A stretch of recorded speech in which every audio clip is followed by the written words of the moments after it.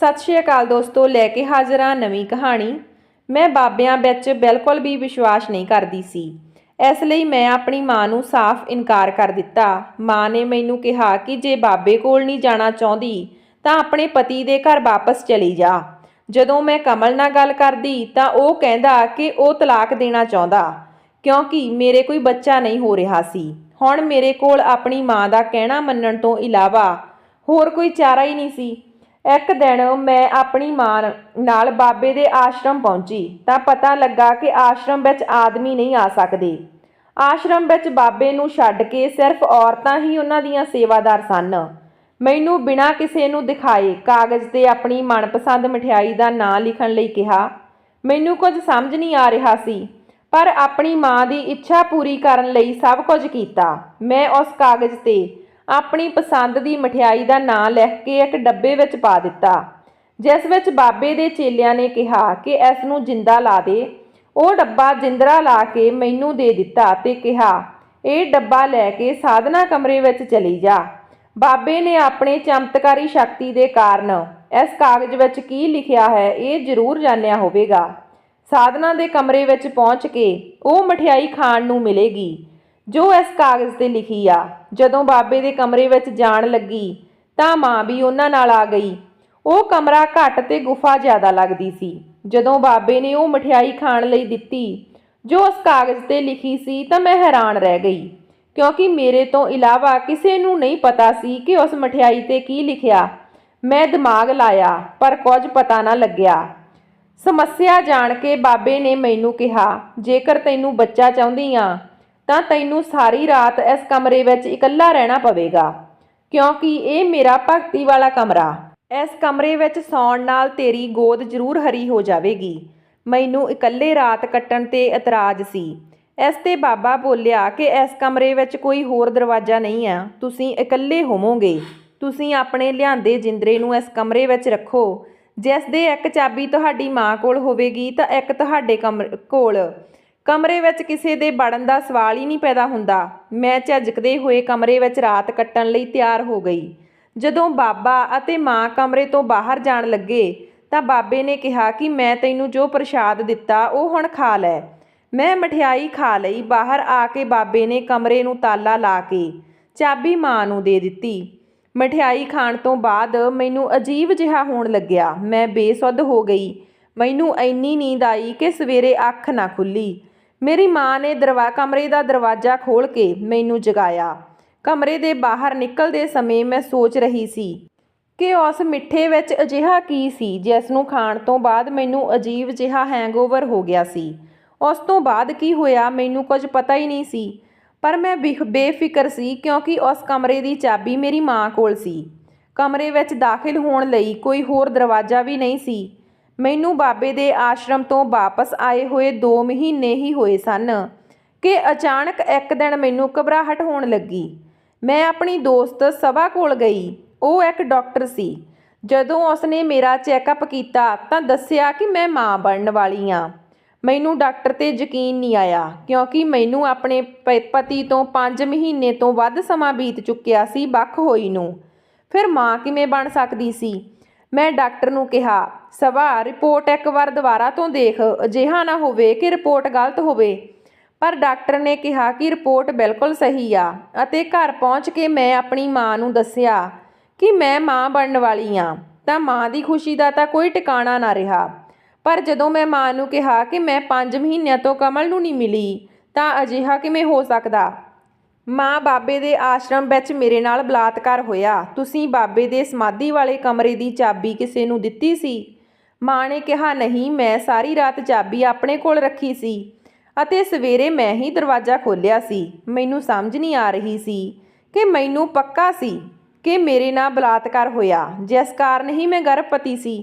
ਪਰ ਮਾਂ ਬਾਬੇ ਬਾਰੇ ਇੱਕ ਵੀ ਗੱਲ ਮੰਨਣ ਨੂੰ ਤਿਆਰ ਨਹੀਂ ਸੀ। ਉਹ ਇਸ ਨੂੰ ਬਾਬੇ ਦਾ ਚਮਤਕਾਰ ਸਮਝ ਰਹੀ ਸੀ। ਜਦੋਂ ਮੈਂ ਕਮਲ ਨੂੰ ਫੋਨ ਕਰਕੇ ਇਹ ਗੱਲ ਦੱਸੀ ਤਾਂ ਉਸਨੇ ਮੈਨੂੰ ਹੀ ਮਾੜੀ ਬਣਾ ਦਿੱਤਾ, ਇਹ ਕਹਿ ਕੇ ਫੋਨ ਕੱਟ ਦਿੱਤਾ ਕਿ ਮੈਨੂੰ ਕਦੇ ਦੁਬਾਰਾ ਫੋਨ ਨਾ ਕਰੀਂ। ਮੈਂ ਹੁਣ ਫੈਸਲਾ ਕਰ ਲਿਆ ਸੀ ਕਿ ਮੈਂ ਉਸ ਪਖੰਡੀ ਬਾਬੇ ਦੀ ਅਸਲੀਅਤ ਦੁਨੀਆ ਦੇ ਸਾਹਮਣੇ ਲਿਆਵਾਂਗੀ।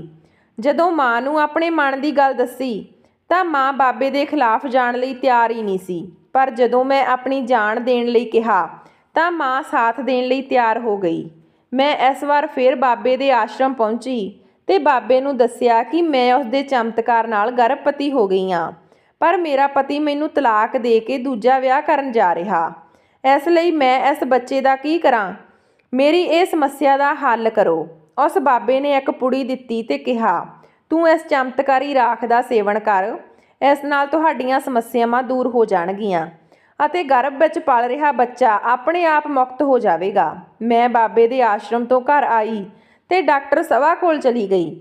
ਉਹ ਉਸ ਰਾਖ ਡਾਕਟਰ ਨੂੰ ਦਿੱਤੀ ਤਾਂ ਉਸ ਨੇ ਟੈਸਟ ਕਰਨ ਲਈ ਕਿਹਾ। ਜਦੋਂ ਡਾਕਟਰ ਨੇ ਟੈਸਟ ਲਈ ਲੈਬ ਵਿੱਚ ਭੇਜਿਆ ਤਾਂ ਉਸ ਵਿੱਚ ਅਬੋਰਸ਼ਨ ਕਰਨ ਦੀ ਦਵਾਈ ਮਿਲੀ ਹੋਈ ਸੀ।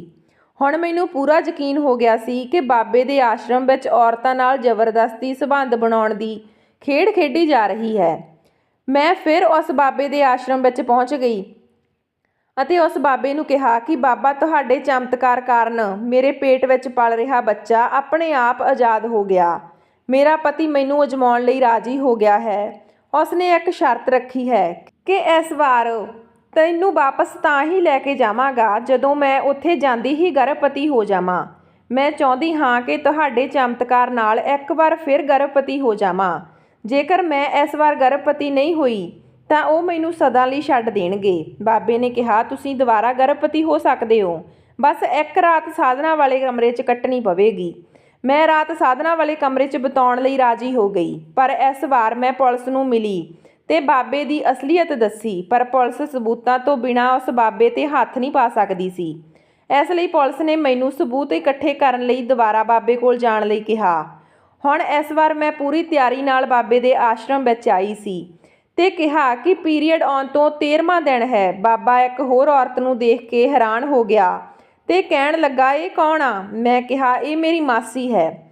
ਬਾਬਾ, ਅੱਜ ਮਾਂ ਦੀ ਤਬੀਅਤ ਖਰਾਬ ਹੋਣ ਕਾਰਨ ਮੈਨੂੰ ਮਾਸੀ ਨੂੰ ਨਾਲ ਲੈ ਕੇ ਆਉਣਾ ਪਿਆ। ਦਰਅਸਲ ਮੇਰੇ ਨਾਲ ਜਾਣ ਵਾਲੀ ਔਰਤ ਪੁਲਿਸ ਵਾਲੀ ਸੀ। ਬਾਬੇ ਦੇ ਆਸ਼ਰਮ ਵਿੱਚ ਸਾਰੀਆਂ ਮਹਿਲਾ ਪੁਲਿਸ ਵਾਲੀਆਂ ਹੀ ਸ਼ਰਧਾਲੂ ਬਣ ਕੇ ਫੈਲੀਆਂ ਹੋਈਆਂ ਸੀ। ਬਾਬੇ ਨੇ ਮੈਨੂੰ ਉਹੀ ਮਿੱਠਾ ਖਾਣ ਲਈ ਦਿੱਤਾ ਜੋ ਪਰਚੀ 'ਤੇ ਲਿਖਿਆ ਹੋਇਆ ਸੀ।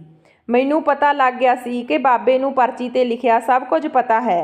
ਇਸ ਪਿੱਛੇ ਜ਼ਰੂਰ ਕੋਈ ਨਾ ਕੋਈ ਰਾਜ ਸੀ ਜਿਸ ਦਾ ਅੱਜ ਖੁਲਾਸਾ ਹੋਣ ਵਾਲਾ ਸੀ। ਬਾਬੇ ਦੀ ਆਵਾਜ਼ ਮੇਰੇ ਕੰਨਾਂ ਵਿੱਚ ਗੂੰਜਦੀ ਹੈ, ਹੁਣ ਤੁਸੀਂ ਰਾਤ ਕੱਟਣ ਲਈ ਤਿਆਰ ਹੋਵੋ ਅਤੇ ਮਠਿਆਈ ਖਾ ਕੇ ਆਰਾਮ ਕਰੋ। ਇਹ ਕਹਿ ਕੇ ਬਾਬਾ ਬਾਹਰ ਚਲਿਆ ਗਿਆ। ਮੇਰੇ ਨਾਲ ਆਈ ਮਾਸੀ ਨੇ ਕਮਰੇ ਨੂੰ ਤਾਲਾ ਲਗਾ ਕੇ ਆਰਾਮ ਕਰਨ ਚਲੀ ਗਈ। ਇਸ ਵਾਰ ਮੈਂ ਮਠਿਆਈ ਨਹੀਂ ਖਾਧੀ ਕਿਉਂਕਿ ਮੈਂ ਬਾਬੇ ਦਾ ਰਾਜ ਜਾਣਨਾ ਚਾਹੁੰਦੀ ਸੀ। ਜਦੋਂ ਮੈਂ ਕਮਰੇ ਵਿੱਚ ਸਭ ਕੁਝ ਦੇਖਿਆ ਤਾਂ ਮੈਨੂੰ ਕੁਝ ਵੀ ਨਜ਼ਰ ਨਾ ਆਇਆ।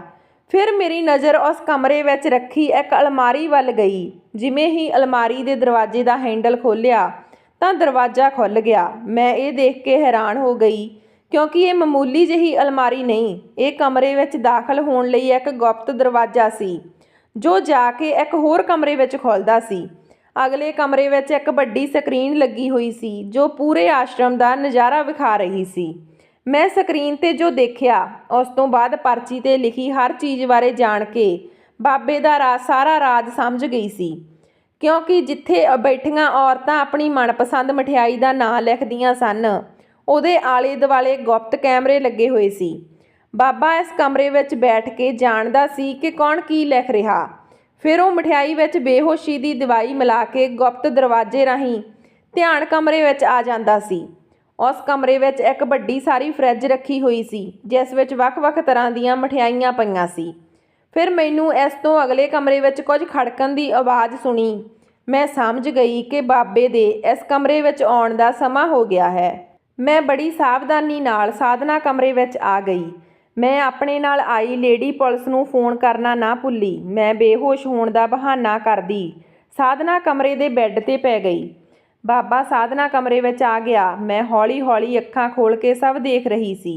ਉਹ ਉਸ ਕਮਰੇ ਵਿੱਚ ਆ ਕੇ ਆਪਣੇ ਕੱਪੜੇ ਲਾਉਣ ਲੱਗਾ। ਮੇਰਾ ਸਰੀਰ ਥਰ-ਥਰ ਕੰਬ ਰਿਹਾ ਸੀ। ਮੈਂ ਪੂਰੀ ਡਰੀ ਹੋਈ ਸੀ। ਉਹ ਮੇਰੇ ਨੇੜੇ ਆਉਣ ਲੱਗਿਆ ਤਾਂ ਮੈਂ ਇੱਕਦਮ ਉੱਠ ਕੇ ਖੜੀ ਹੋ ਗਈ ਤੇ ਉੱਚੀ ਦੇਣੀ ਚੀਖਾਂ ਮਾਰੀਆਂ ਤਾਂ ਕਮਰੇ ਦਾ ਦਰਵਾਜ਼ਾ ਖੁੱਲ੍ਹਿਆ ਤੇ ਕਈ ਪੁਲਿਸ ਵਾਲੇ ਕਮਰੇ ਵਿੱਚ ਆ ਗਏ। ਬਾਬਾ ਬੇਸੁੱਧ ਹੋ ਕੇ ਆਪਣੀ ਖੂਫੀਆ ਦਰਵਾਜ਼ੇ ਵੱਲ ਭੱਜਿਆ। ਪੁਲਿਸ ਵਾਲੇ ਉਸ ਨੂੰ ਫੜਨ ਲਈ ਉਸ ਪਾਸੇ ਵੱਲ ਭੱਜੇ, ਪਰ ਉਦੋਂ ਤੱਕ ਬਾਬਾ ਕਿਤੇ ਗਾਇਬ ਹੋ ਗਿਆ ਸੀ। ਪਤਾ ਨਹੀਂ ਲੱਗ ਸਕਿਆ ਕਿ ਪੁਲਿਸ ਨੇ ਆਸ਼ਰਮ ਨੂੰ ਚਾਰੇ ਪਾਸੇ ਘੇਰ ਲਿਆ। ਪੁਲਿਸ 'ਚ ਬਾਬਾ ਕਿਤੇ ਨਾ ਮਿਲਿਆ। ਆਸ਼ਰਮ ਦੀ ਸਾਧਵੀ ਦਾ ਇੱਕ ਗੱਲ ਸੁਣ ਕੇ ਪੁਲਿਸ ਵਾਲੇ ਹੈਰਾਨ ਰਹਿ ਗਏ। ਉਹ ਸਾਧਵੀ ਨੇ ਦੱਸਿਆ ਕਿ ਮੇਰੀ ਭੈਣ ਵੀ ਇਸ ਬਾਬੇ ਦੇ ਪਿਆਰ 'ਚ ਪੈ ਕੇ ਉਸ ਦੀ ਚੇਲੀ ਬਣ ਗਈ ਸੀ, ਪਰ ਇੱਕ ਦਿਨ ਉਸ ਨੂੰ ਬਾਬੇ ਦੇ ਰਾਜ ਦਾ ਪਤਾ ਲੱਗਾ ਤਾਂ ਉਹਨੇ ਬਾਬੇ ਦੀਆਂ ਸਾਰੀਆਂ ਕਰਤੂਤਾਂ ਦੀ ਵੀਡੀਓ ਬਣਾ ਲਈ। ਬਾਬੇ ਨੂੰ ਇਸ ਗੱਲ ਦਾ ਪਤਾ ਲੱਗਾ ਤਾਂ ਬਾਬੇ ਨੇ ਮੇਰੀ ਭੈਣ ਨੂੰ ਗਾਇਬ ਕਰ ਦਿੱਤਾ। ਉਦੋਂ ਤੋਂ ਮੈਂ ਇੱਥੇ ਬਾਬੇ ਦੀ ਚੇਲੀ ਵਜੋਂ ਆਪਣੀ ਭੈਣ ਦੀ ਭਾਲ ਵਿੱਚ ਹਾਂ। ਉਸ ਦੇ ਵਿਰੁੱਧ ਸਬੂਤ ਇਕੱਠੇ ਕਰਨ ਲਈ ਆਈ ਹਾਂ। ਇਸ ਦੌਰਾਨ ਮੈਨੂੰ ਆਸ਼ਰਮ ਵਿੱਚ ਬਣੇ ਇੱਕ ਖੂਫੀਆ ਟਿਕਾਣੇ ਬਾਰੇ ਪਤਾ ਲੱਗਿਆ। ਬਾਬੇ ਨੇ ਆਸ਼ਰਮ ਦੇ ਅੰਦਰ ਇੱਕ ਗੁਪਤ ਕਮਰਾ ਰੱਖਿਆ ਸੀ, ਜਿਸ ਵਿੱਚ ਉਹ ਨਾ ਸਿਰਫ ਆਪਣੇ ਵਿਰੁੱਧ ਜਾਣ ਵਾਲਿਆਂ ਨੂੰ ਕੈਦ ਕਰਦਾ, ਸਗੋਂ ਉਹਨਾਂ ਨੂੰ ਮਾਰ ਕੇ ਉੱਥੇ ਹੀ ਦਫਨਾ ਦਿੰਦਾ ਸੀ। ਉਸ ਚੇਲੀ ਨੇ ਪੁਲਿਸ ਵਾਲਿਆਂ ਨੂੰ ਆਸ਼ਰਮ ਦੇ ਪਿੱਛੇ ਬਣੇ ਗੁਪਤ ਰਸਤੇ ਰਾਹੀਂ ਗੁਪਤ ਕਮਰੇ ਵਿੱਚ ਲੈ ਗਈ। ਬਾਬਾ ਉੱਥੇ ਲੁਕਿਆ ਹੋਇਆ ਸੀ। ਪੁਲਿਸ ਵਾਲਿਆਂ ਨੇ ਉਸ ਬਾਬੇ ਨੂੰ ਫੜ ਲਿਆ ਤੇ ਉਸ ਕਮਰੇ ਵਿੱਚੋਂ ਬਹੁਤ ਵੱਡੀ ਮਾਤਰਾ ਵਿੱਚ ਹਥਿਆਰ ਬਰਾਮਦ ਕੀਤੇ ਗਏ ਅਤੇ ਕੈਦ ਹੋਈਆਂ ਔਰਤਾਂ ਵੀ ਮਿਲੀਆਂ। ਉਸ ਕਮਰੇ 'ਚ ਕਈ ਕਬਰਾਂ ਵੀ ਸਨ, ਜਿਨ੍ਹਾਂ ਦੀ ਖੁਦਾਈ 'ਚੋਂ ਔਰਤਾਂ ਦੀਆਂ ਹੱਡੀਆਂ ਬਰਾਮਦ ਹੋਈਆਂ ਅਤੇ ਪੁਲਿਸ ਉਸ ਪਖੰਡੀ ਬਾਬੇ ਨੂੰ ਚੁੱਕ ਕੇ ਲੈ ਗਈ।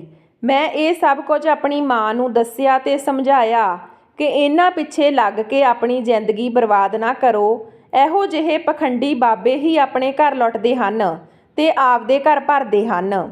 ਸੋ ਦੋਸਤੋ, ਕਹਾਣੀ ਕਿਵੇਂ ਦੀ ਲੱਗੀ ਕਮੈਂਟ ਬਾਕਸ ਵਿੱਚ ਜ਼ਰੂਰ ਦੱਸਿਓ। ਮਿਲਦੇ ਹਾਂ ਨਵੀਂ ਕਹਾਣੀ ਦੇ ਨਾਲ। ਤਦ ਤੱਕ ਸਤਿ ਸ਼੍ਰੀ ਅਕਾਲ।